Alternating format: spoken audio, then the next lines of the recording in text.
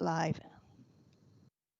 Hello everybody, welcome to Cabinet on Tuesday 15th of December 2020.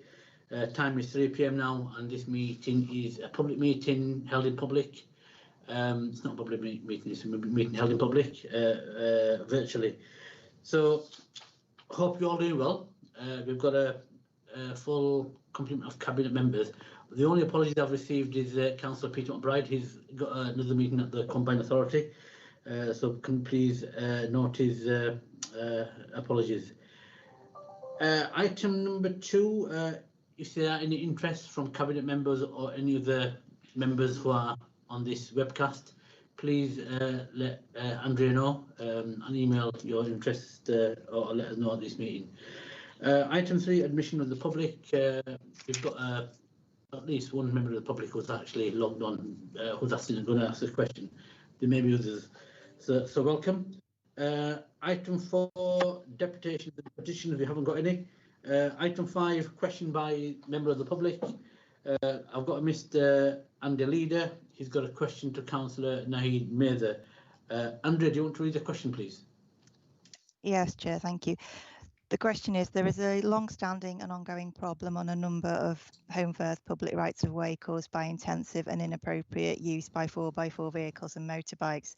This vehicle use is severely damaging both the unsurfaced rights of way and adjacent private land, causing a nuisance to non-motorised users and degrading the environment. The routes worst affected are Ramsden Road, Kilnbent Road, Rakehead Lane and Old Gate. Can the council protect these vulnerable rights of way by closing these routes to vehicles with traffic regulation orders? Naheed, do you want to answer that, please? Yes, thank you, Mr. Leader. As you are aware, we have looked at experimental TROs, and that was subject to a legal challenge. This was on Ramsden Road. Significantly, this led to the creation of a friends group to consider how the route can be restored in a sustainable fashion, while still allowing the legally set access levels. The routes you have mentioned are all interconnected and form a mix of byways open to all traffic and adopted highways. This approach of working collaboratively to deliver a long-term sustainable solution while still protecting legal rights for all users is preferable to targeting specific user types because of the irresponsible actions of a few. But we have reserved the right to look at other measures if this approach does not deliver a solution. I would draw your attention to the actions of the Friends Group for Ramsden Road that is made up of all users, walking, cycling, horse riding, trail riders and 4x4 enthusiasts who are all united with a common goal to restore the route, working with the council and to manage it going forward. There was a working group out at the weekend in response to the unacceptable use of the site on Ramsden Road, and the plans for the completion of the restoration works are progressing, with talks ongoing at present with adjacent landowners on water management, which once resolved will allow for the final detailed design of works and the delivery on site. Thank you. Thank you, Councillor Mather, for that answer.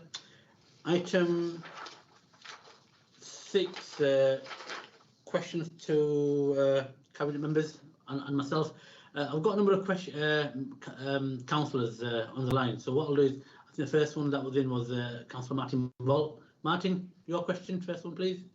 Thank you, Shabir. Yes, at an earlier Cabinet meeting today, Councillor McBride agreed with me that enforcement action should be taken against developers who do not fulfil the or conform to the terms of the planning permission to deliver everything agreed. So having agreed with me on that, could I ask that Cabinet will also agree with me and take action against the applicant of planning application 2003-95052, the applicant being Kirklees Metropolitan Council, and the application being the construction of a shared use footway, walking and cycle route from Dewsbury through to Huddersfield.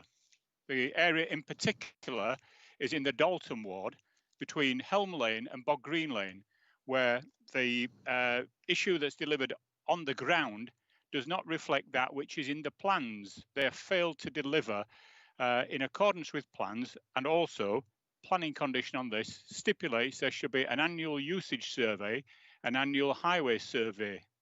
So we haven't had any highway safety surveys done at each of the road crossings, and clearly the route has not been delivered in conformity with the planning application approved. So it would seem hypocritical for Kirklees to be taking action against private developers whilst blatantly ignoring the planning conditions itself. So will you ensure that your staff deliver the scheme as originally approved?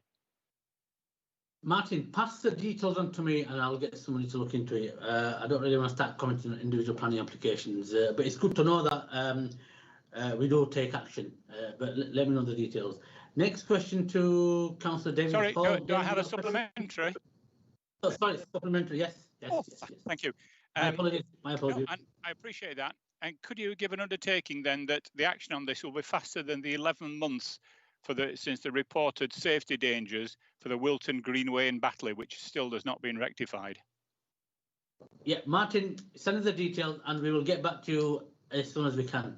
I don't know the details. I don't really think that's appropriate to actually go through detail at this stage, but send the details and we'll get back to you as soon as you can. Thank you, Martin. Councillor David Hall. David, you got a question? Yeah, thank you, Leader.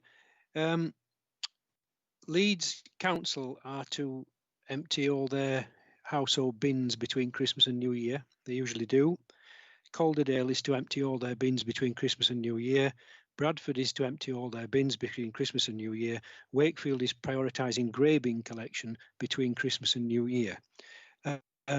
In Kirklees, there are to be no household bin collections between Christmas and New Year. Do you think this is an acceptable service to people who pay their council tax? And that question is to the Leader, please. Councillor Nahid, can I ask you to answer this question, right? I'm sure that you've got the briefing on this regarding the details about when the bins will be collected and what measures and plans have been put in place over the festive period and the new year. All the information is actually on the website, and as far as I'm concerned, normal bin collection is going to be taking place over Christmas and New Year, and I think Councillor Hall is talking about the fortnightly collection, and this is always the case and has always delivered the service necessary to our residents, unless you know of something that I don't know, Councillor Hall. Thank you. Thanks, Nate. Dave, you got a supplementary? Yes, please. It's quite plain on the Kirklees website and through the press release that was issued by Councillor Davis this week. In fact, he says in the press release that the bin men will be taking a well-deserved holiday between Christmas and New Year. The bin men aren't the only ones at the council who have worked extremely hard this year, and not everybody expects to get Christmas week off as a right. Thinking about our home helps, our advice services, our revs and bends, road sweepers, the education support and all this type of thing. They're all working very, very hard and they don't expect to get Christmas off as a right. You are right, it does happen every year, Councillor Mayor, that it is a perennial poor service which happens every year and to which the council gets complaints every year. So I come to one conclusion really. Either the administration is incapable of organising a proper household waste collection service over Christmas, or you are unwilling to organise a proper household collection service over Christmas. Other councils manage it. Can you tell me which one it is, please? Can I thought it should have been Councillor Paul Davis who I should have asked because I've just changed platforms recently. So Councillor Davis, yeah. Sure. Over to you. Yeah, we're still fitting into our perspective portfolio, so there's no issue. Yeah, Councillor Hall's quite right. We are doing our very best to recognise the huge effort, amazing effort that our frontline workers in particular the refuse collection, have carried out throughout the year. As we know, they managed to keep the service going in terms of both, well, not both, all three areas of garden bins, brown bins, grey and green, during extremely difficult circumstances. So yes, I think we are very clear that we wanted to ensure that there was an opportunity for those employees to have time to recover and actually to build themselves back up as well for the new year. I think this is not an unusual circumstance, and it may well be that other local authorities have different arrangements, but it's also the case, I think you'll find, Councillor Hall, that other authorities were not able to provide the full service that we did during COVID. So I think we have to look at a full picture rather than 1 week. And certainly I don't believe that our residents would begrudge these teams having that full week off. Thank you, Councillor Paul Davies, for that reply. And you're right, you've got to look at the complete picture in its totality, because we've done stuff that others haven't done. And I think they're very clear rationale in terms of our approach. I don't think I've got any other councillors, but I've got Martin who's putting his hand up again. Martin, you got another question? Thank you, Shabir. In line with all the other West Yorkshire authorities, Kirklees has signed up to the West Yorkshire Carbon Emission Reduction Pathway. Some of the key targets of this are to reduce private car travel by at least 21%, increase travel by walking by 78%, increase travel by cycle by approximately 2,000%, and some harder ones to hit at the moment, increasing travel by bus and rail. Where are the figures which Kirklees have adopted for this? If these figures are the West Yorkshire figures, I'm sure you don't expect your colleagues to mop up it all. How much of these is Kirklees absorbing, and what is it doing to increase cycling in Kirklees by 2,000%? Councillor Paul Davies, I'm conscious that you've only had your portfolio for a very short period of time. So unless you want to say anything, I think I will allow you to come back with a written response, because the details are very detailed, and it would be impossible for, even if you knew them, to actually get the figures off the top of your head, because I could see Martin was reading from a document. But I would leave it to your discretion how you want to answer it. I think I'll make a few comments, then yeah, absolutely come back with the details. I would agree with that in terms of providing that full picture to Councillor Boat. Certainly, as Councillor Boat knows, both myself and our strategic director for climate change, Colin Parr, are working hard now in terms of looking at our ongoing strategic plans, which obviously covers the area he's referred to as well. And certainly, I'm very confident that we will have that sort of detail as soon as possible within the new year. One of the things that we are most certainly pushing forward with is putting in place the work for a climate commission that will help us not just to look inward at the achievements we've had within the council, but also then to start making those connections with groups outside of the council, including, of course, our cycling community and walking community, which are absolutely essential within this whole area of active travel. But I will come back with the numbers and the details. As Councillor Pandor said, I've not got those on top of my head, but certainly this will form a significant part of our plans going forward. Thank you, Paul. Councillor Martin Bolt, Martin, supplementary? It's difficult to have a supplementary on that, but thanks for that promise, Paul.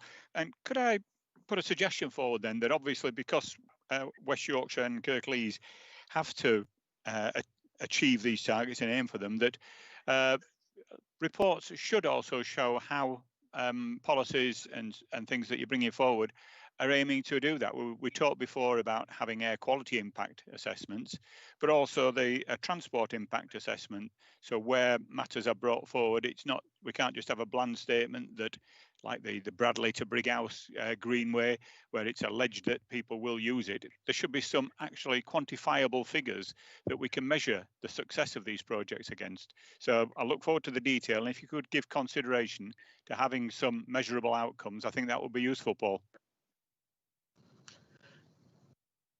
Absolutely, Yes. and I know we've got a meeting in the diary for next week, so it's certainly one of the things that I think we could talk about in more detail there, Martin. So I'm more than happy to do that. It'd be good to hear your views on it. Thanks. Thank you, Martin. Thank you, Paul. I've got Councillor Alison Monroe who's got a hand up, and then I've got Councillor David Hall who wants to come back in with another question. So Alison, over to you. Okay, thanks, Shabir. This is just a question. Advertising plays a key role in the climate crisis by fueling demand for high carbon products such as diesel and petrol vehicles, SUVs, airline flights, as well as promoting fossil fuel companies like Shell and BP.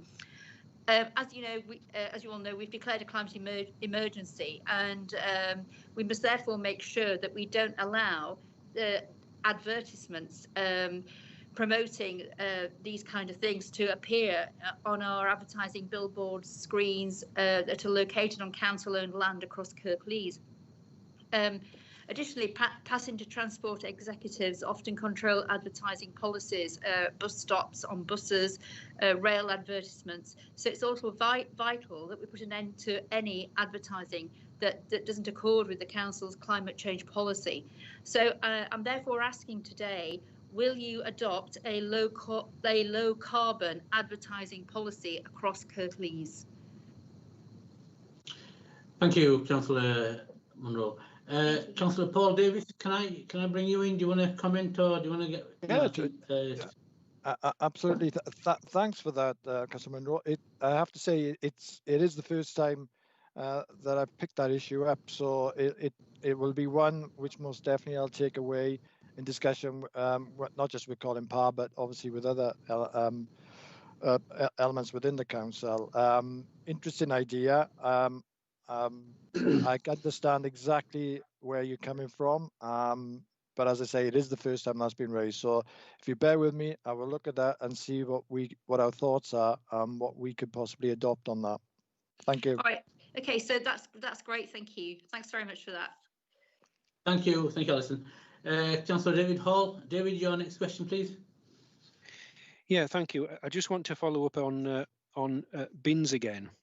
It's slightly unfair to Councillor Davis to direct these questions at him because he's only been post a short time. And my question actually is about the perennial recurrence of this post service. So it goes back years. So can I ask you, please, Leader, if you are re-elected as an administration in May, can we expect a similar service next Christmas?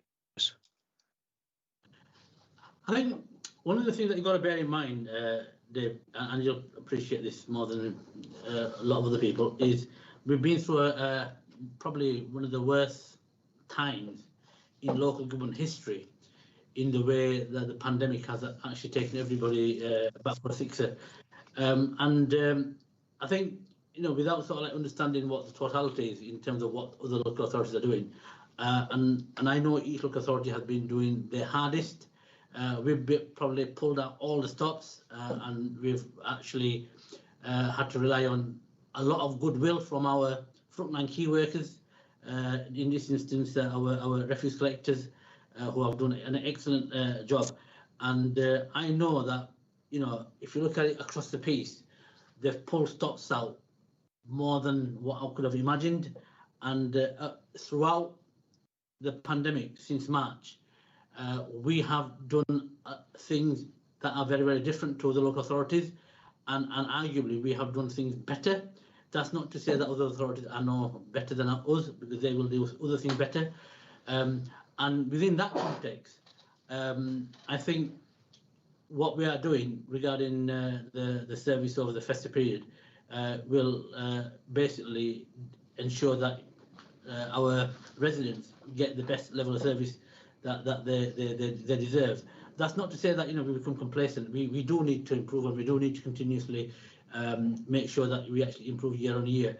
But having said that, right, yeah, I'm just very, very conscious that I don't want to demotivate our refuse collectors, especially at this time of the year, because over Christmas it's going to be quite challenging, not least because you know, there's been an agreement across all 4 nations within the UK to actually relax the rules, and you know, that's going to be challenging. But I suspect that once we come out of this year into next year, there'll be a lot more challenges that we will face, and it's within that context I'm trying to actually balance my response to it. But by all means, there's always room for improvement, and I'm sure Paul, when he's fully up and running and completely briefed, right, yeah, you know, he'll probably look into this matter in more detail and find out exactly how we can actually make sure that the service does improve. And I thank Dave for bringing that attention to our attention, because I think it is a quite important issue, which is welcomed. Got a supplementary, Dave? Yeah, just on the back of that, really, you seem to be, what I'm hearing is we seem to be implying that because bin men have worked hard this year, we have allowed them all to take their leave between Christmas and New Year. Can I ask, has this offer been extended to any other of our public servants, or is it purely the privilege of the bin collection men? Paul, you got your hand up? Yeah, I don't think we are in any way referring to this or looking at this as the privilege of the bin men, and it seems a little bit, you know, a strange description in that sense. You know, it's clearly the decision's been made on the basis that it was felt, as in previous years, that it was possible to provide a break for our frontline workers on the refuse collection, which would not have a significant impact in terms of the service to our residents. That's you know, I wasn't part of that decision, but that's what I would imagine the decision was based on. If that could be the case for our other frontline workers, I'm pretty sure that as a cabinet and as a council, we'd be more than delighted to do that. That's not always possible. You know, certainly in the case of care workers and other frontline workers, that's extremely difficult, as we know. And in other areas that we have no control, such as the NHS, obviously frontline workers, it's very difficult for that to happen. But I'm sure that, you know, Councillor Hall, you would support a situation where, if we feel it's possible to provide our workers with that respite without a significant issue in terms of the service, then that's what we should do, if possible. But of course, as the leader said, I think that needs continuous review, and again, that will be reviewed this coming year as to what we will be doing next year. Moz, you got your hand up, right? Yeah, I'm conscious that it's not your portfolio, right? Yeah, but have you got anything that you can add that is? Yeah, I just wanted to comment in relation to David's question about other services. Certainly in adult social care, we are encouraging staff to take a week's leave either just before Christmas or over the Christmas period or immediately after. So it is a council-wide policy of encouraging staff to take that break and to recuperate, rest, and come back to work refreshed. You know, we are working on, a lot of frontline staff are working under tremendously difficult circumstances, including the bin collection service. So yeah, it is, I can confirm it is a council-wide approach. Just on that, to add, I think you've just more or less taken the words out of my mouth, but just to reinforce, our staff since March have actually been working extremely hard, and when the nation came out to clap for the NHS workers, we also came out to clap for our frontline workers, and we were all applauding our bin men, our social care staff, and every single person that used to work on the front line. And you know, we had the budget recently, and it was quite damning that the pay rise, right, yeah, wasn't actually awarded, right, to our council staff. And it's within that context, right, yeah, that we're actually trying to balance the whole thing, because I personally know that some of our staff haven't actually had any time off at all.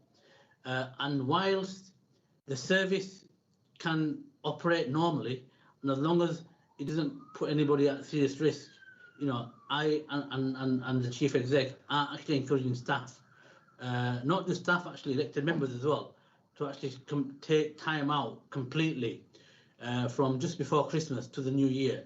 And I know a number of councillors across the parties have actually approached me. I said, look, you know, you do need to take time off and try not to answer your phone, because one of the things is that, you know, this has taken a lot out of people, and I think Mus said it quite clearly, right? Yeah, that, you know, we will encourage all our staff to take some time off, to recuperate, to re-energize the batteries. But having said that, we also must make sure that our service continues, and that is the primary objective. But at the same time, you know, you can't keep on asking staff to work, right? Yeah, when they've actually been working and burning both ends of the candle. So I hope you can support us on that, Dave, right? Yeah, that we will try our best to make sure that every single staff is able to take a good break at Christmas, but not to the detriment of the service delivery. Any more questions? Councillor Bolt, you got your hand up? Yeah, thank you, Shabir. Yes, an email has just landed, which all members will be aware of, but is appropriate at this time. It's relating to Christmas and bank holiday working hours from the IT service desk. IT service is obviously a section of the council which has been put under extreme pressure since February this year, with more staff than ever home working, the excellent support that we as members get from them when we have problems, and making sure that people can attend meetings such as this. And I noticed that the IT staff will be finishing work on lunchtime on Christmas Eve, and just having Monday the 28th of December, and then they're back in on Tuesday the 29th. So can I ask that the Cabinet join me in thanking our IT service for their dedication and hard work during this period, for the support that they give not only to elected members, but I'm sure to everybody in the council, in enabling them to work from home and to continue to run the council, because without the IT service staff making sure things like this are working, I'm fairly sure the council would have ground to a halt. So will you join me in thanking them and wishing them all the best for the coming season? Yes, Martin. Yes, I'm sure I'm talking on behalf of all my cabinet members. We will, because IT have actually been at the heartbeat and at the forefront of making sure that the council functions and operates the way it has.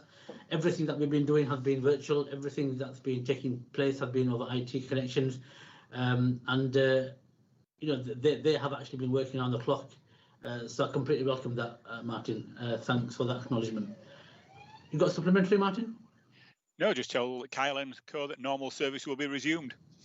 Yeah, Kyle is our hero, our local hero for local councillors, because, you know, if we have a problem, he's probably on this call as well, just standing by to make sure that, you know, the IT runs smoothly. So Kyle, if you are listening, Merry Christmas from all the councillors, and you and all your team and all your colleagues and your staff.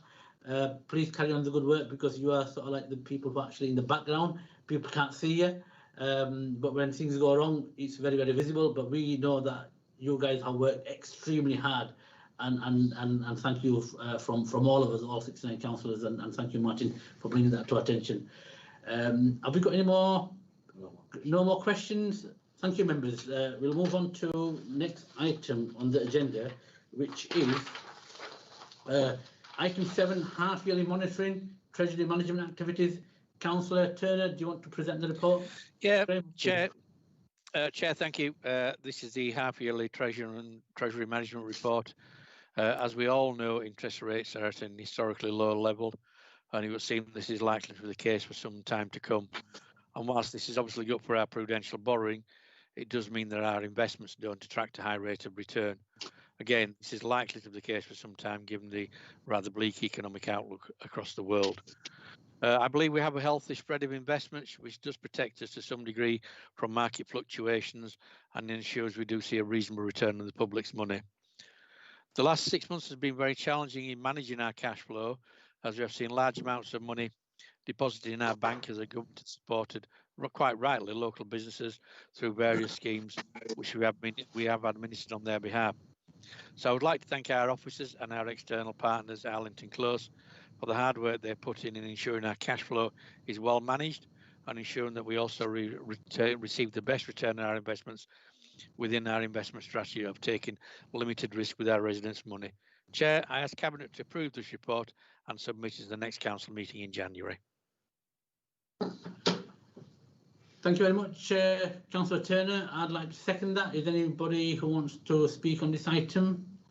I can't see anybody. So without further ado, Andrea, can you just take us through the roll call, please? Yes, Chair. Councillor Pandor. 4.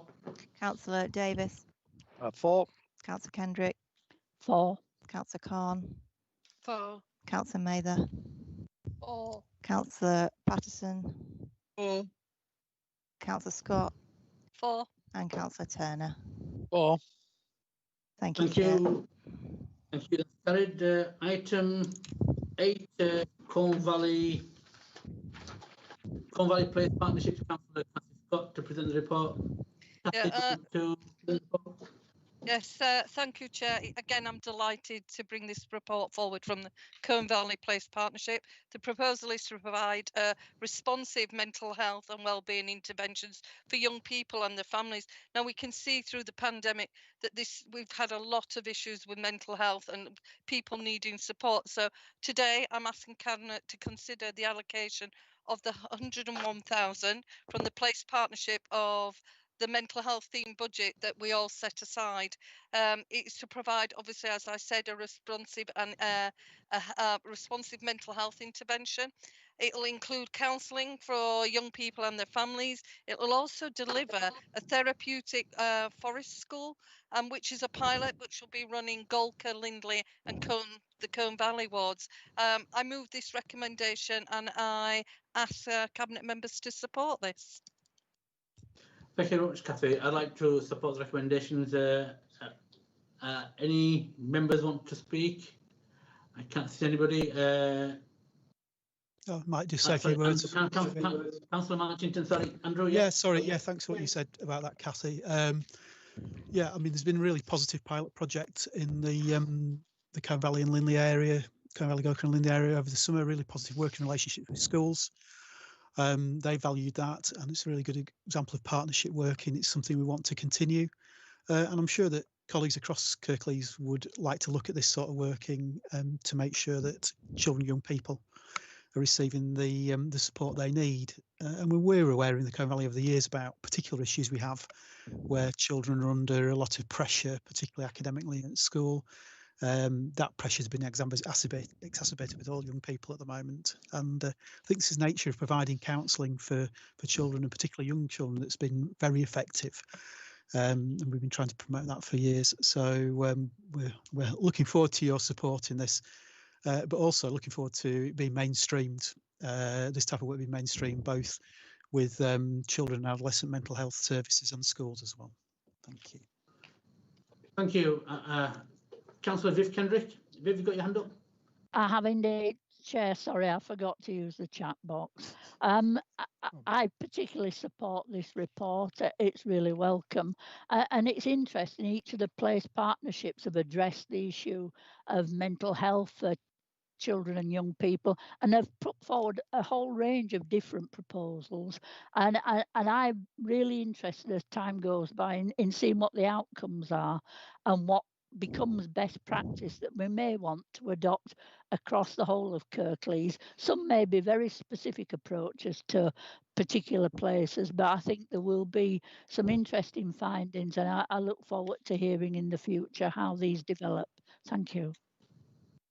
Thank you, Viv. Councillor Paul Davis. Paul, you got your hand up? Yeah, I think again to provide just a few comments of support. I think this sounds an absolutely great initiative.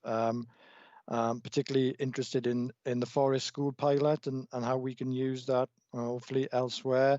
I think what's also impressive reading through this is it's very evident the cross-party working on this issue, which I think is absolutely got to be applauded.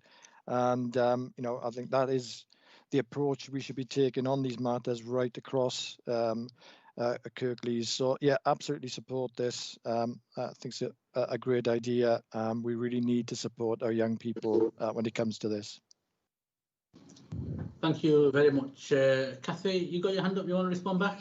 Yeah, Chair, I'd just like to thank everybody for their input there. It's been absolutely phenomenal. The Place Partnership Mental Health, all the councillors have participated and wanted to work within their communities to ensure that they're getting the best for them. So can I just commend all the officers that have took part in all this part of the mental health, pushing this forward, because it's been a hard task, particularly for the place leads. So I just want to recognise that everybody has had input into this, and cross-party working does make things happen. So I move this recommendation. Thanks, Kathy, and I completely echo what you're saying, and I'd like to second that. So, Andrea, can you take us through the roll call, please? Yes, Chair. Councillor Pandor. For. Councillor Davis. For. Councillor Kendrick. For. Councillor Khan. For. Councillor Mather. For. Councillor Patterson. For. Councillor Scott. For. And Councillor Turner. For. That's carried. Thank you very much. Item 9, final report for the ad hoc scrutiny elective home education. Councillor Carol Patterson, do you want to present the report? Yes, thank you, Chair. I mean, this is obviously a report that was undertaken as an ad hoc scrutiny panel by scrutiny. And I have to say that the recommendations that they've come up with in the report are not only helpful, but also very timely at this particular time.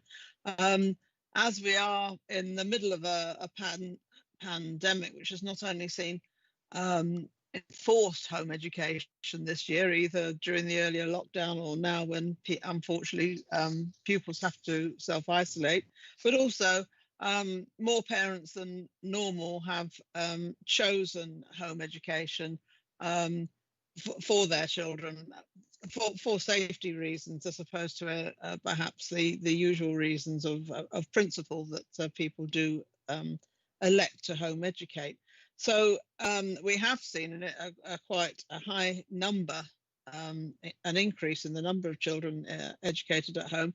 And so, as I say, the recommendations in the report are extremely helpful and timely. You'll see from the report itself that all of the recommendations are agreed, and most have already been implemented.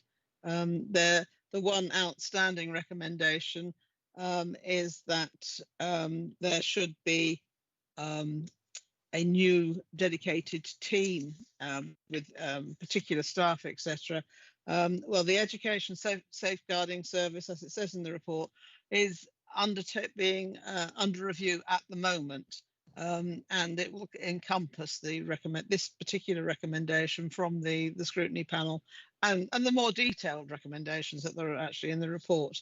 And I'm sure some of that will be taken on board at the end of that review. So yes, I would like to, I mean, it's here to note, but I commend the report to you. Thank you. Thanks. Councillor Andrew Marchington. Andrew, you're the chair of this panel, aren't you? But I chair understand of children's that only... scrutiny, yeah. Yeah, so I don't know if you want to say anything, yeah. It's entitled to you.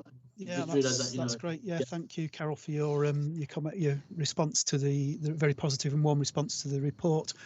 Yeah, the previous chair of the Children's Scrutiny Panel, Kyle Burke, started leading on this, so thanks to him. And thank you to everybody who's contributed towards the report, officers, members of the public, and parents as well, who and some young people who are home educated who contributed to this. As Carol said, it's quite a timely report in that lots of parents and carers have discovered the joys of home education since March, but also the challenges. And we met parents who, for very positive reasons, have chosen to educate their children at home. While most children and young people welcome being in a school setting, that's not the choice for everybody, and it's not always, it doesn't always the most appropriate setting. I think I really welcome that that main report that was about funding, about the reorganisation of the educational safety team. I would just like to emphasise it's not just about, obviously there was some concern about children being off the radar, and I think the vast majority of children who were educated at home, it's a positive choice that parents and they are making. So, and I think that aspect of having a teacher as part of that team who's got educational experience would be really useful, so they can guide. It's that learning side of elective home education that we really wanted to add value to. It was quite upsetting. I think one of the main things we upset was, and I know all of our children at 16 and 18 this year had issues around it, didn't sit the formal examinations, but it was really upsetting that some young people who had done all the studying at home wanted to access examinations, either GCSE, A-level or BTEC or NVQ, couldn't do that. And I think we would really like to see some way of, when examinations are happening for all young children, young people again, that can be found a way of doing that and facilitating that. And it might be, again, in terms of others who are coming back to study at GCSE, A-level or other level, that would be a really useful thing to do. I think particularly about adult learners in terms of lifelong learning.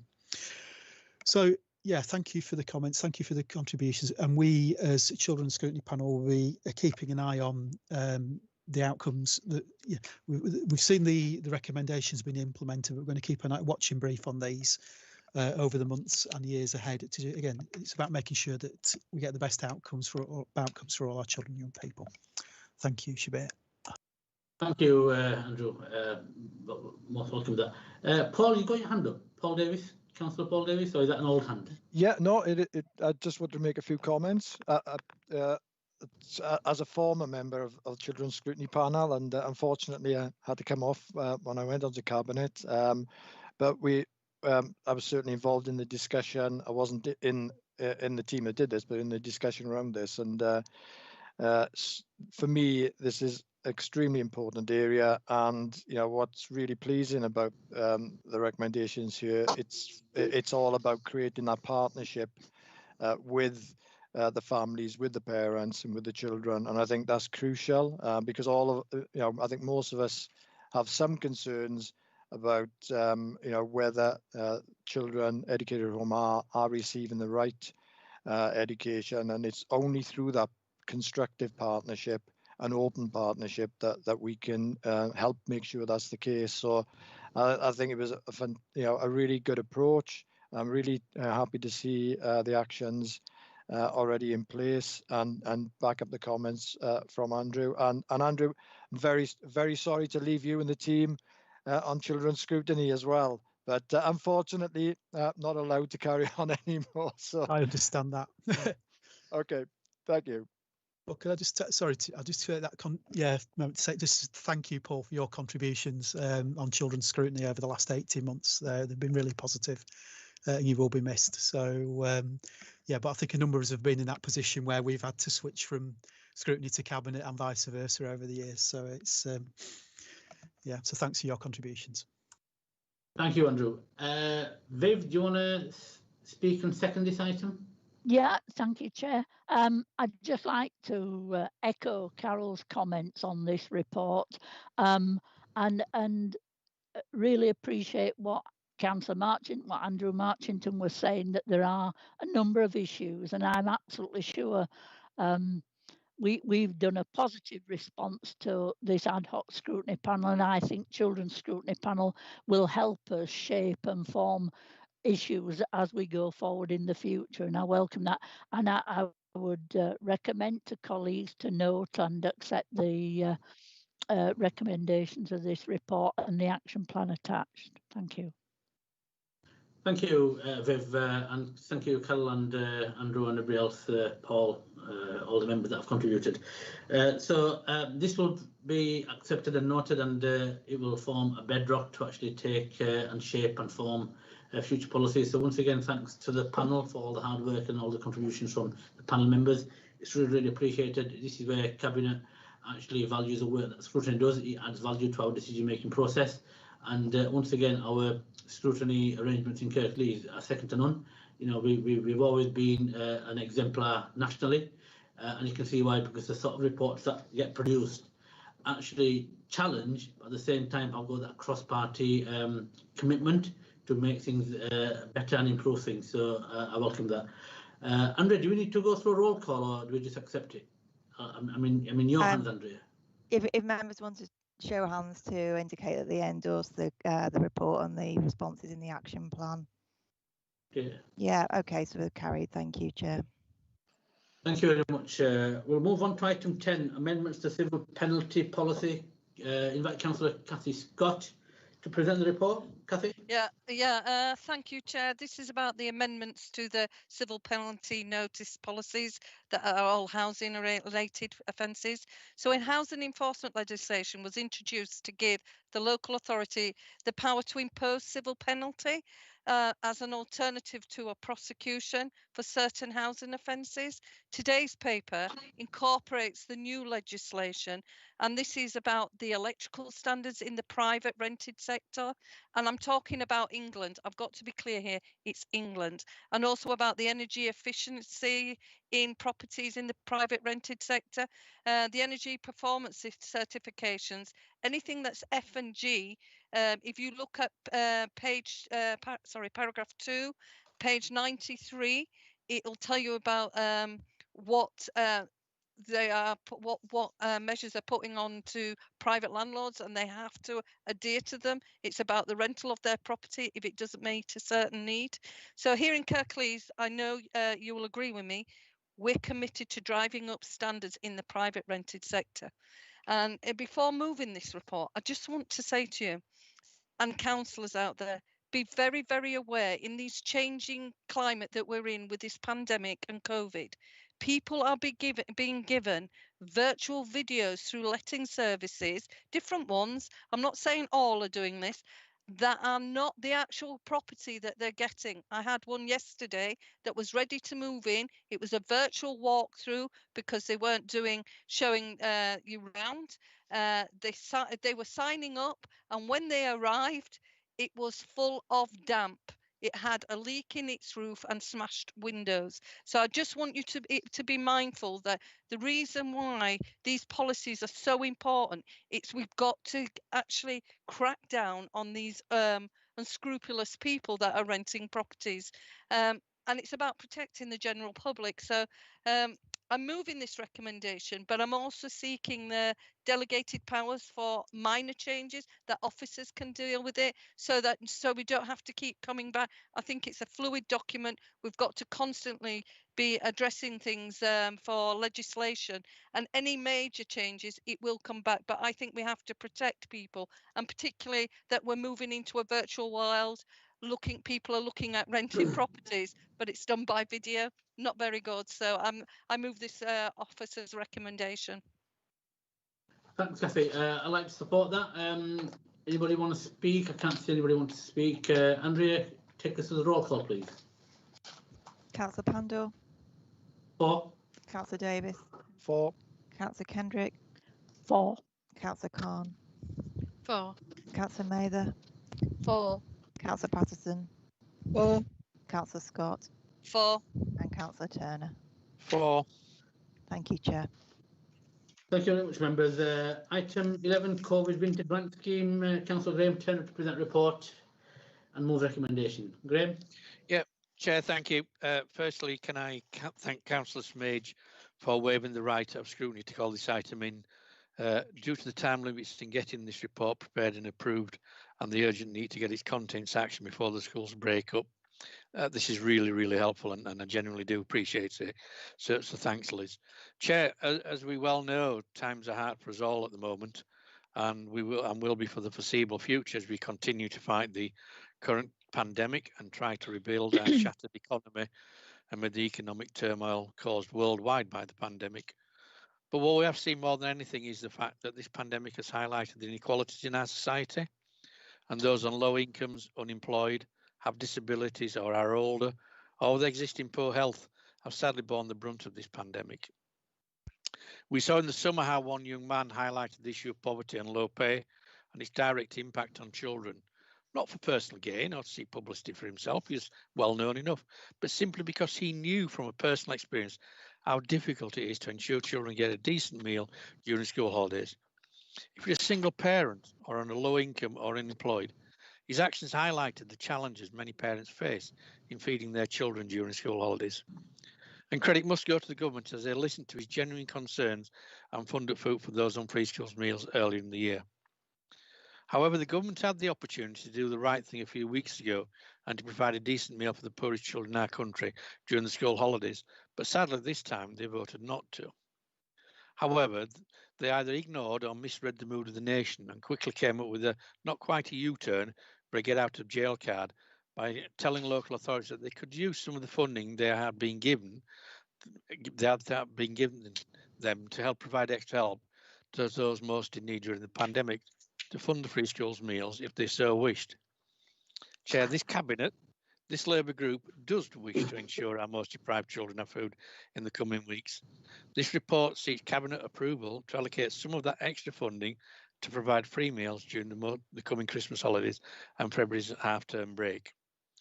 Not only will we ensure that our poorest children don't go hungry over the coming holidays, we will make sure that the money allocated is with the schools immediately following cabinet support of this report, so that schools can distribute the money before the schools break up, thus ensuring that those parents most in need know as soon as possible that they can provide their children much needed food over the holidays.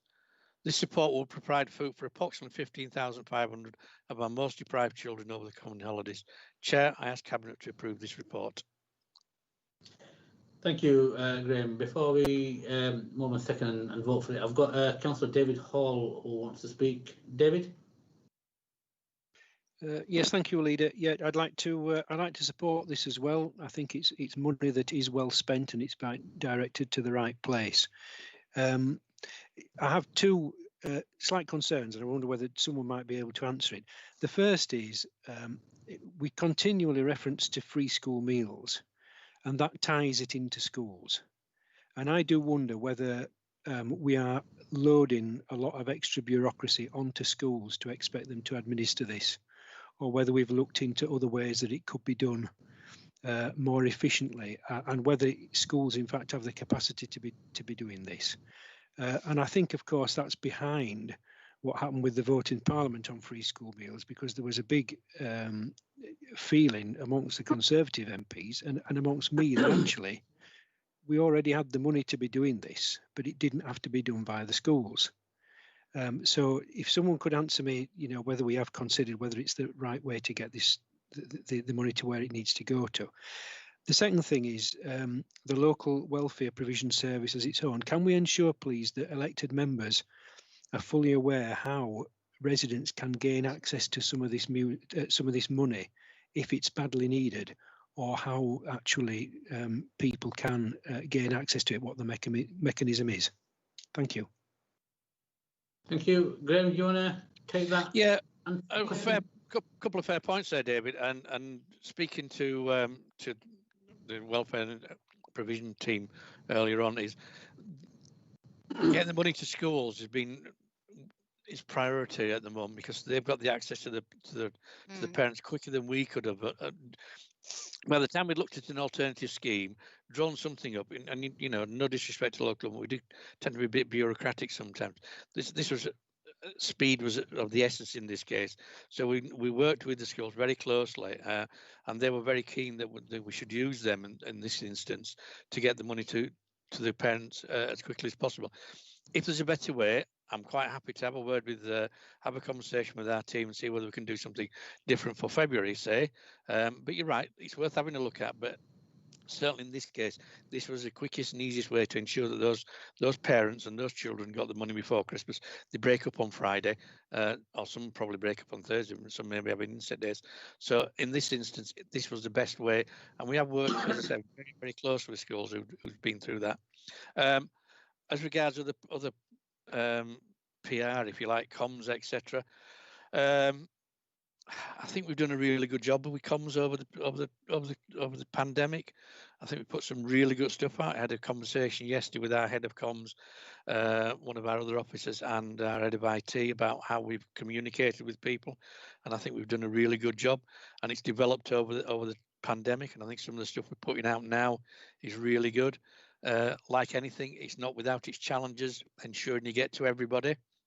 But we're constantly reviewing how we communicate with people, and we're developing the strategy. So we will do our best to make sure we contact people with as much information as possible. I believe there's some more information due out just after Christmas from a letter to all residents. So you're right, David, but we're doing our absolute best under what are challenging circumstances, but we will endeavour to make sure everybody gets the relevant information. And when it goes out to councillors, share it on your social media. That's how a lot of people get information these days. Please use your own social media for sharing that information. I mean, I do it all the time, and it gets a really positive feedback from people. But I'll have a look into it for February, David. Okay. Thank you, Graham. Dave, you got a supplementary? David, no. No, okay. thanks, Lee. No, thanks, Graham, for that response. Thank you. Okay, thank you. Carol, you got your hand up, Councillor Carol Patterson.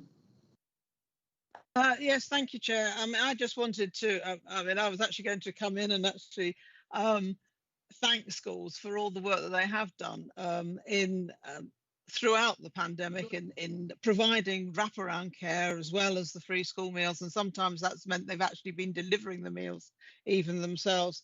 They've done so much to support our children and to make sure that they're not going hungry. Can't thank them enough. As to whether or not they are, I was going to also comment as to whether they're the right people. I mean, yes, they are absolutely the right people, I believe. They know our families and their children far better than anybody else. I mean, the problem with the free school meals earlier on, the system was that Eden Red, that bureaucracy, which really put an extra burden on schools, which was unnecessary. I mean, they were not in a position really to very effectively and efficiently get up a very quick voucher system, which sometimes didn't even take into account the local provision of shops and supermarkets that these vouchers could be spent in.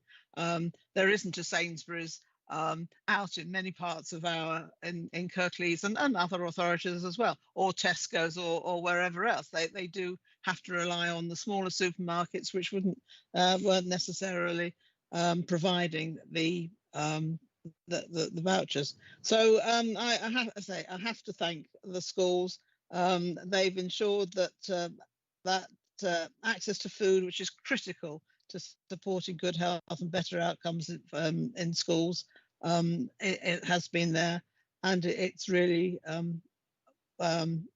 welcomed for over Christmas and for February. I mean, yes, Graham, if we can find a better way in terms so that schools would welcome any lessening of bureaucracy on their shoulders at the moment, but certainly up to press, they've been the best way to get these vouchers out. Thank you. And I will second it the report as well. Thank you very much, Carol. Right, okay, thank you for the contribution from members. We've got Carol who seconded this report. So, Andrea, do you want to take us through the roll call, please? Thanks, Chair. Councillor Pandor? 4. Councillor Davis? 4. Councillor Kendrick? 4. Councillor Corn? 4. Councillor Mather? 4. Councillor Patterson? 4. Councillor Scott? 4. And Councillor Turner? 4. Thank you, Chair. Thank you. That's carried. Item 12, early help offer children, young people and families. Councillor Viv Kendrick to present. Viv, over to you. Thank you, Chair. This report is here for Cabinet to note. It's about information following on from a 2017 Cabinet report, which came, and the recommendations that were in that, and a summit that was held in January this year. It seems centuries ago, but it was only January this year. And it is about the proposed future change of integrating 0 to 19 years or 20 up to 25 where there are disabilities and early support offers. It's got the working title of Family Hubs. I think we're all hubbed to death, and it is proposed that we will look for an alternative name and hope that people will help us with that. The report is fairly straightforward and I think quite clear. It's not about replacing or replicating services provided by the third sector, by communities, other services, organisations and so on. It's about building on relationships, linking together good practice and providing for the needs of children and families as those needs arise. It's particularly important that any issues in developing this provision takes into account specific local needs and issues, and therefore why it's really important that there should be engagement with ward councillors, with individuals and families, with groups and communities. If members look at page 125, there's proposed about what it's thought family hubs can help with, a number of bullet points. I don't think that's necessarily a definitive list, and I think as time goes by and there is some engagement, that may be added to, and I would welcome that. And therefore, I would propose that the early help offer for children, young people and families be noted and endorsed by this Cabinet, and that a further report be submitted to Cabinet on the 13th of April 2021, setting out the findings of the engagement that's going to happen in the new year and the finalised proposals for the Family Hubs model and hopefully another name than Family Hubs. Thank you, Chair. Thank you, Councillor Viv Kendrick. I've got Councillor Paul Davies and then Councillor Carol Patterson who's got their hands up. So Paul, over to you first. Thanks, Shabir. Yeah, I think we all agree we're a little bit hubbed out in terms of the name. So yeah, we need to get our heads together and get in the right term. But this again, for me, is such a crucial initiative. You know, on children's scrutiny, we talked many times about how we can provide early support, early intervention, and you know, when you look at this, there is such a significant part of this initiative which will help us immensely with this, so that we can very early on provide that support to children, their parents, their guardians, and really to, you know, provide that equality of opportunity for those children. And we know, when we've seen, you know, what happens when we're not able to do that because of issues of resource, with issues of financing. So this is a fantastic initiative.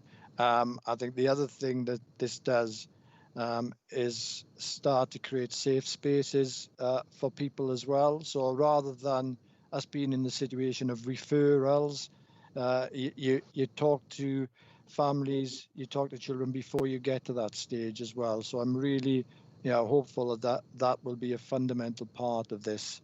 You know, and when I mean safe spaces, you know, a simple example, you know, could well be that a young mother or even a young father goes their child to a particular activity, which is, you know, it's got nothing to do with financial support or support around employment, etc. Yet there will be you know, individuals there who could possibly help them with that when they're having a cup of coffee and talking to people. So we need to create that environment to get us away from people being afraid to access or being put off accessing services because they believe it's official and that they would be referred elsewhere. So I think absolutely support this. I think fantastic initiative. I'm really looking forward to it getting off the ground. Thank you, Paul. Carol?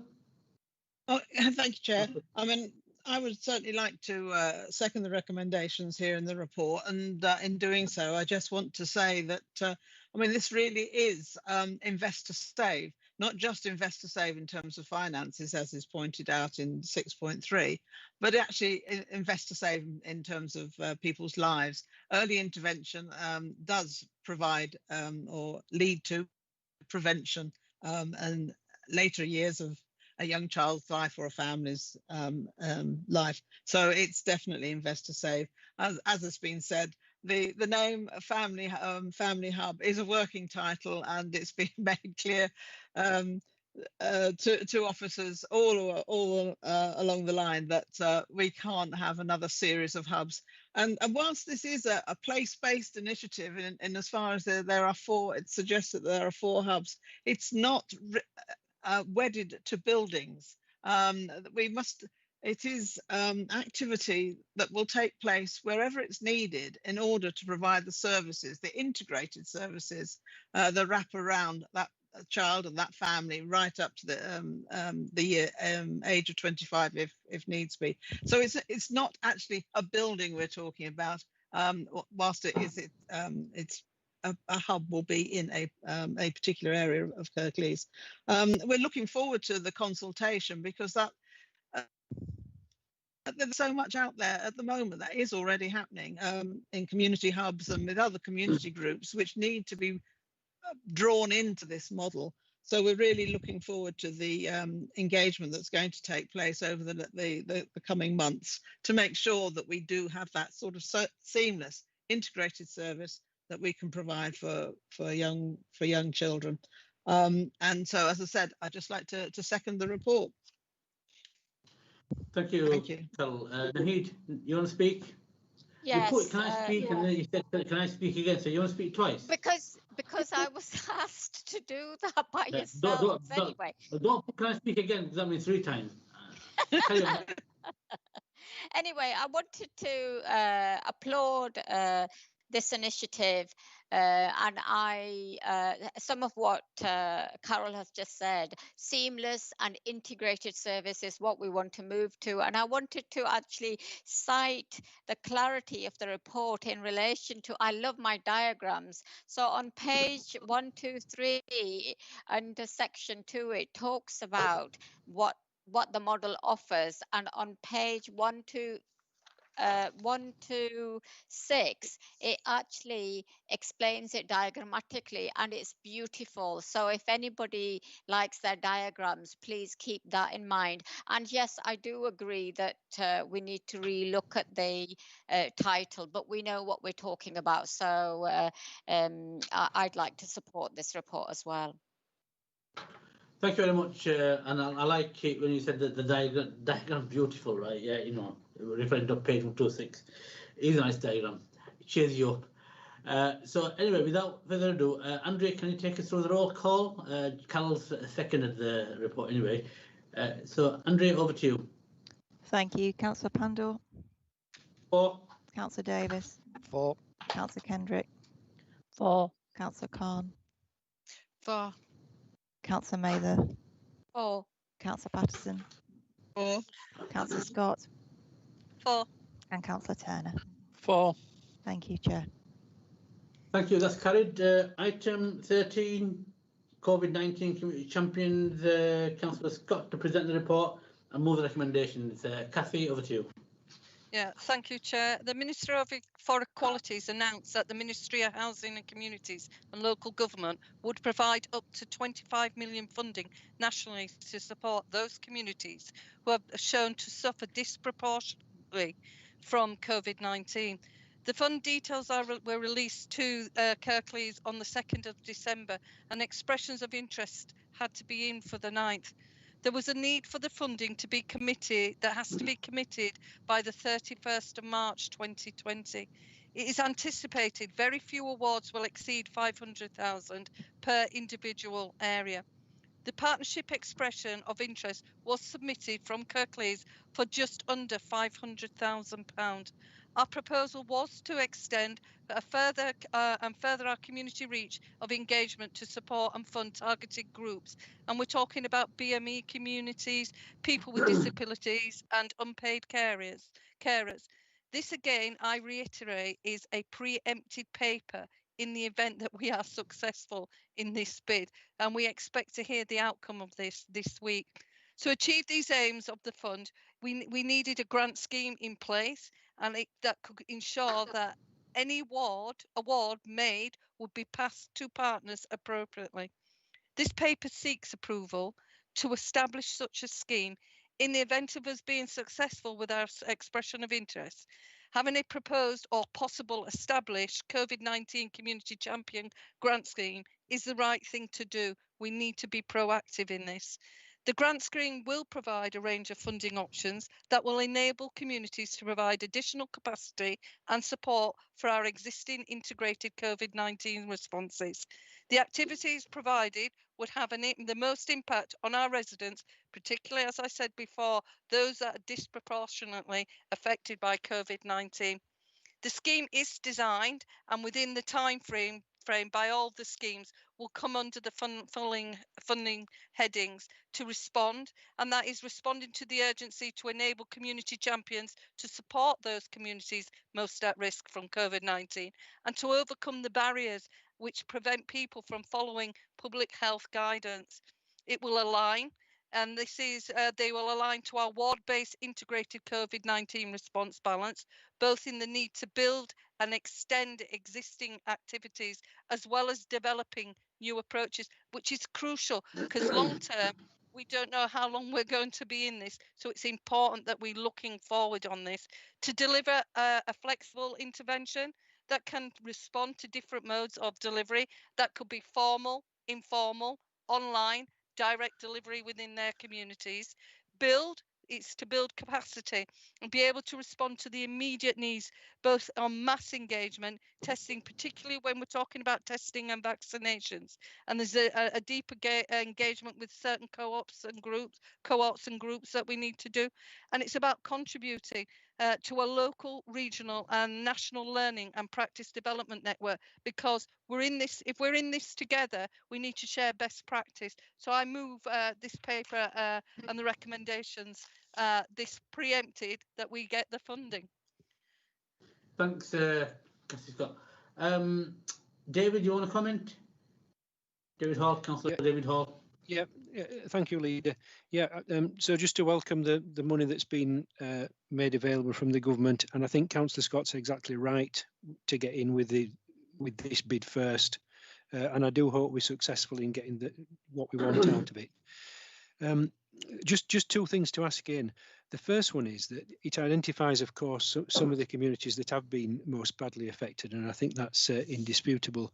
But there is one other group of people which aren't mentioned specifically in there, and that's older people. And I wonder whether she could comment whether that is being picked up somewhere else or with another stream or whatever, because I'm pretty sure we wouldn't have left older people out if there wasn't anything else in place. And the other thing is just again to ask the same question you asked before, if you could make sure that all members are aware how people can apply for this and what kind of people you're expecting to apply for it would be good to know. Thank you. Thank you, David. Cathy, do you want to just answer that? Regarding all people? Regarding the older people, Councillor Hall, you're absolutely right. That they will be part of this. I can't understand why it's not in the report. They will be added to this.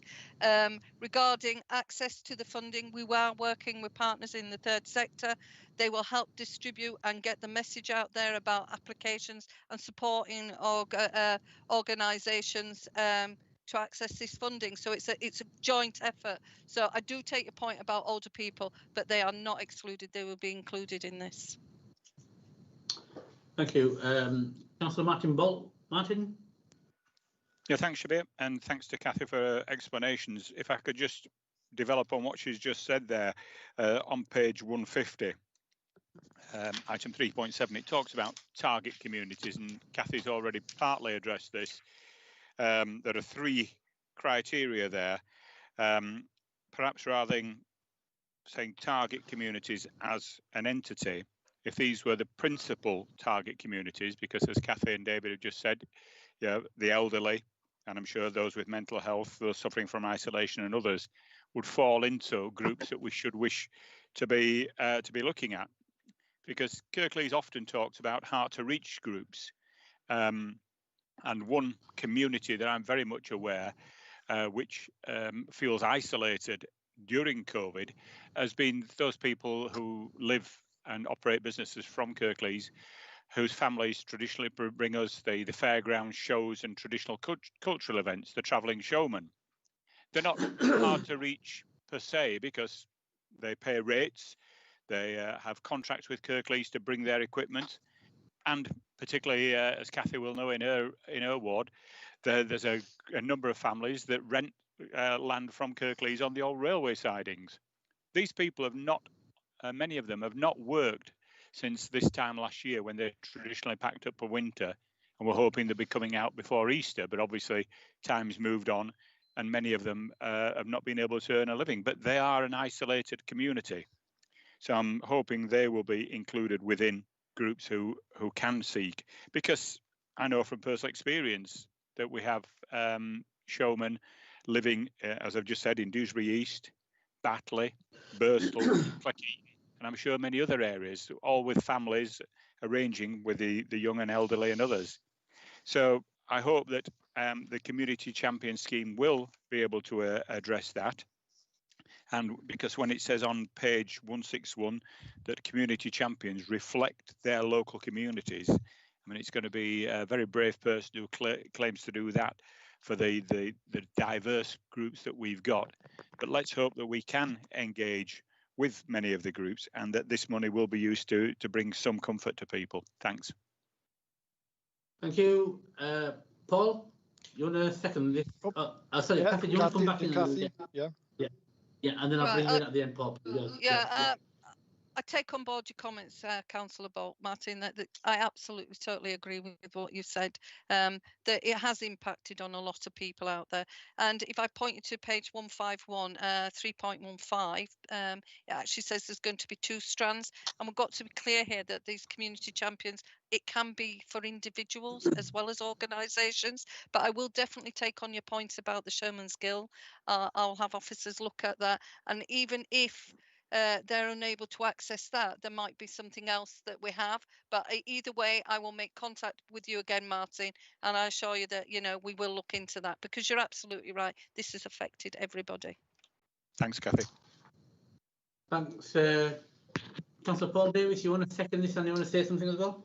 Yeah, I'd certainly like to second this, support this absolutely, and just a few comments really. I think, you know, this approach, you know, really builds on the great work that we've seen in our communities during this difficult time. You know, we've seen really communities pull together, collective responses, a huge effort from different people within different parts of communities. And also, as a council, we've been part of helping to enable that. And we've now got this network of community anchors set up, which I would think would be crucial if this was rolled out, in terms of ensuring that we are actually communicating and involving all parts of our communities going forward. So for me, this is absolutely the right way we should be going. And it's, you know, our whole vision of enabling and facilitating our communities to start delivering for themselves in conjunction with support from us. So we're not doing things to people, but helping them to provide services themselves and provide support themselves. So yeah, absolutely, very good idea. Thank you very much for all the contributions, and I'm fingers crossed by the end of the week we will have some good news that we've got this money that we've put in a bid for government. Let's hope you know, it's a positive outcome. Thank you very much, Kathy.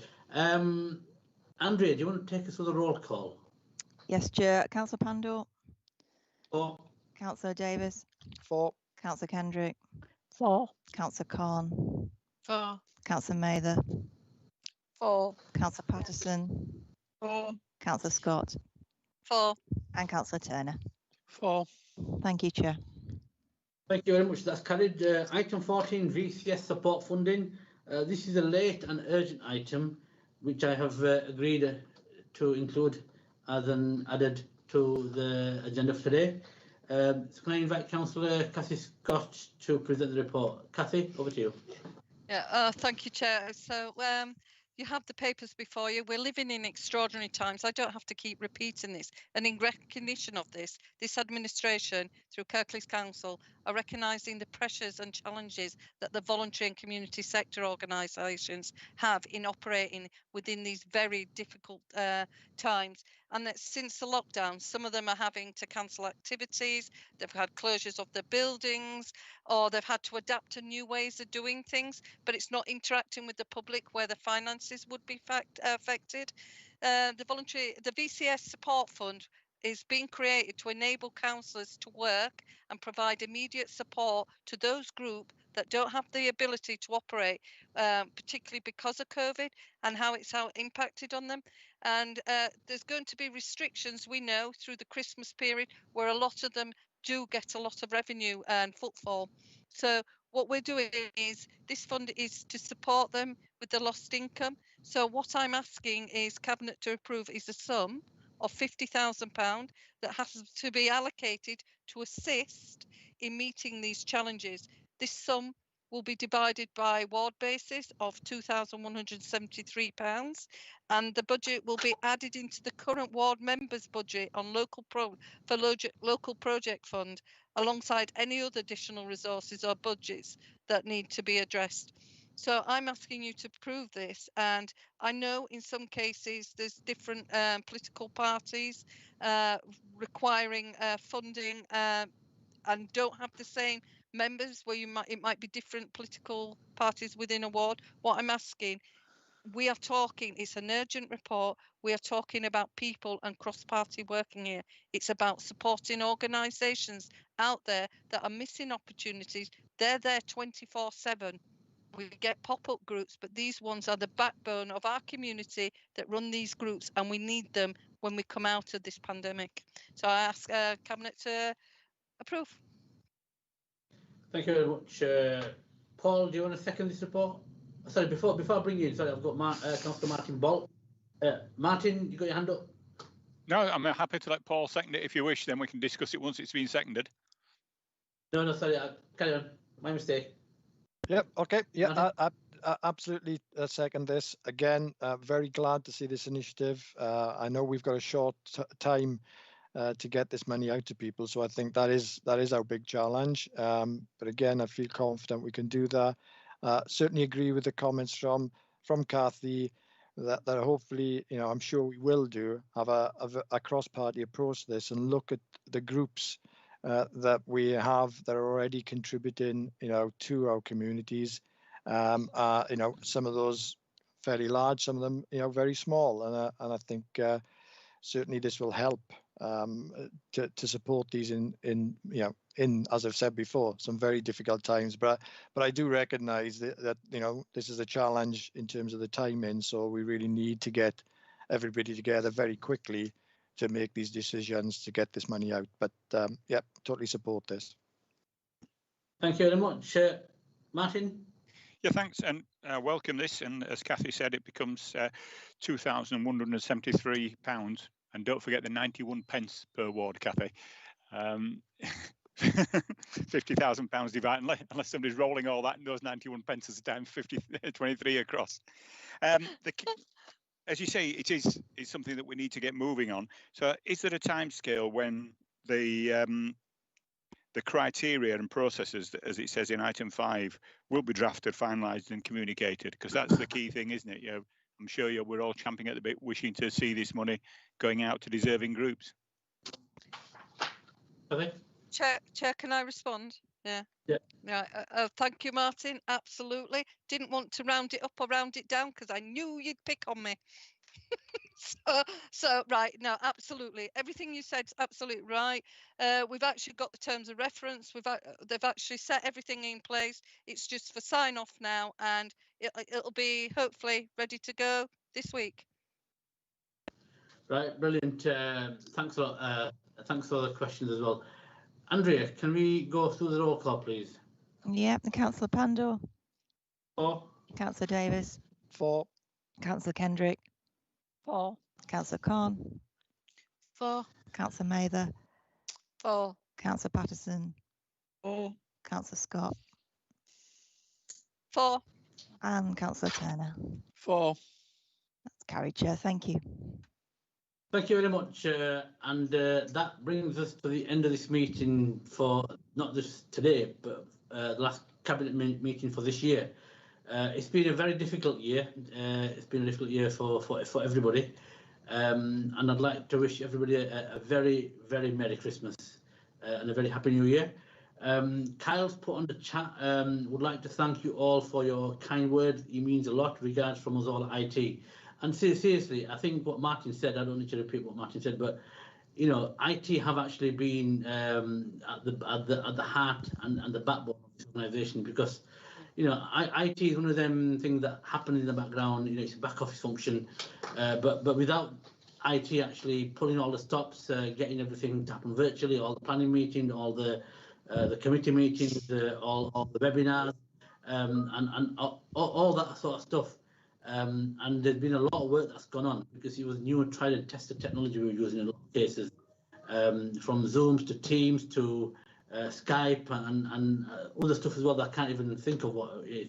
Kyle's always been there, IT officers have always been there, and you know, it's been remarkable the way they stepped up. So thank you to all our staff, and let's hope that next year, as we move into January 2021, it's a lot more positive.